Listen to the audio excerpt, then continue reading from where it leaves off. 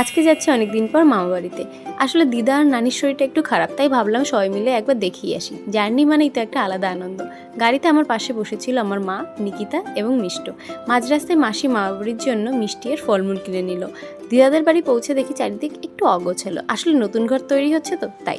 এখানে আমার বোন আর দিদা দেখালো প্রায় 2 থেকে 3 বছর পর। ওখানেই মামার ঘরের দেওয়ালের দিকে তাকিয়ে হুট করে আমার ছোটবেলার বাবা মায়ের সঙ্গে একটা ছবি পেয়ে গেলাম, নস্টালজিক মুহূর্ত। আর নানি ও নাতনিদের পেয়ে খুব খুশি। বড় মামার লাগানো গাছ থেকে কাঁচা আম পাড়া হলো, উফ, জিভে জল চলে এলো।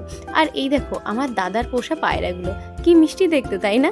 ফেরার সময় দিদা আর নানি দুজনেই আমাদের এক ব্যাগ করে কুমড়ো শাক দিয়ে দিল, সাথে মামা দিল একটা আস্ত বেল গাছ এবং মামা বাড়ির গরুর দুধও।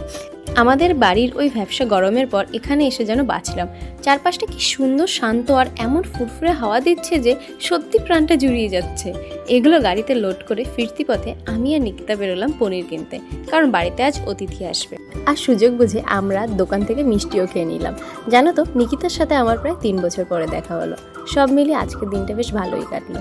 ভিডিওটা কেমন লাগলো জানাবে কিন্তু। আজকের জন্য এইটুকুই, দেখা হবে নেক্সট ব্লগে। টাটা।